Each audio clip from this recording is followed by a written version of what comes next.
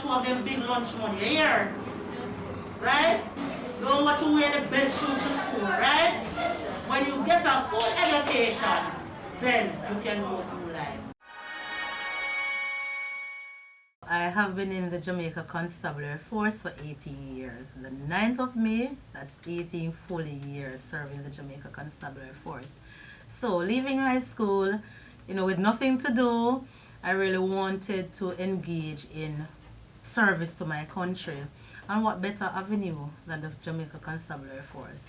So did the police test, was successful, went through the entire process, went into training, was hard, but I managed, and so I'm here. It's actually my dream job. Always wanted to be a police officer. And since 2012, you've been the national coordinator for this? Since 2012.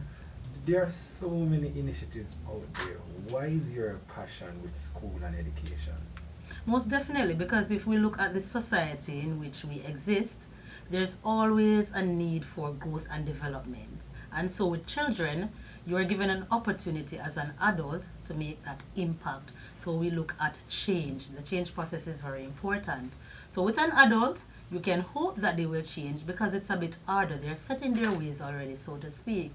But with a child, with children, you have the entire opportunity to change them and make positive change within the society. This Safe Schools Unit, tell us more about it. What does the organization do, and what is your role as the national coordinator?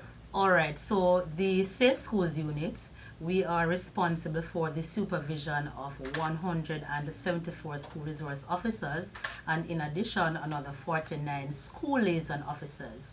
So we have to ensure that police officers are actually in the schools, that's our school resource officers, giving supervision in terms of truancy, but more so to make the learning environment a safer place. We do things such as security survey. We are very proactive, I should tell you. So we don't sit and wait until there's something happening at a school. We're proactive through our programs that we have.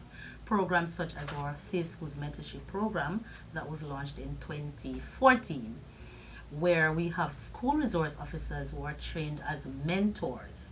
And so as they carry out their daily interaction with children, they might come upon that one student or a group of students, and so they engage them. What are some of your day-to-day tasks as a national coordinator? Day-to-day now, we have to ensure that the school resource officers are right across the island. They're actually out there in the schools.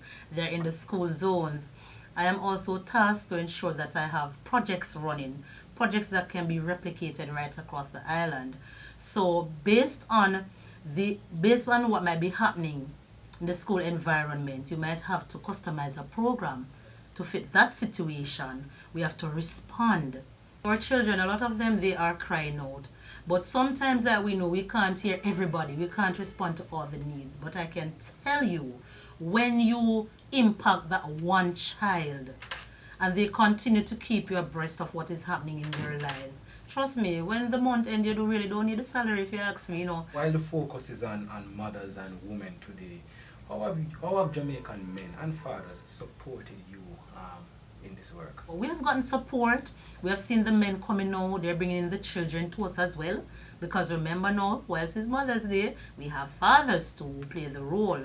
And some of them, they do it quite well, I must say. So the men, they're supporting us. When we go out into the schools, the male teachers, they give us full support.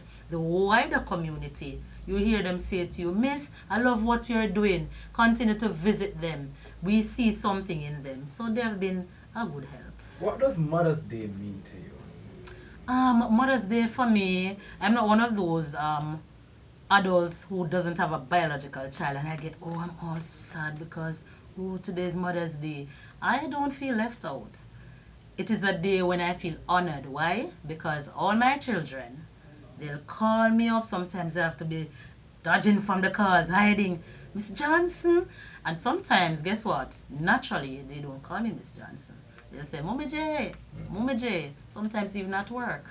Because it's how you project yourself. So Mother's Day for me, it's big. I look out for my gifts. I look out for my calls. And even if I don't get a gift. But more so, I look out for the conversations that will come my way. So I am not left out. Do you have a desire to have any children? I think so. Shortly, in short order, Short order. if it is God's will. And my final question to you, as Mother's Day Sure. approaches, what's your message to mothers out there? My message to mothers, mothers, remember, we are foundation. So please play your role. Listen to your child, listen to your children. You are role models. Love your children, hug them. Most importantly, teach your children about their identity. Talk to them about their purpose. Talk to them about the importance of their attitude. Encourage them to have good destiny. And more so, encourage them to be respectful. Because it doesn't matter how many letters you might have behind your name. If there's no good mannerism, it makes no sense. And if as mothers, we continue to mold and grow, our school communities or wider society will be impacted in a very positive way. Thank you very much. You're most welcome.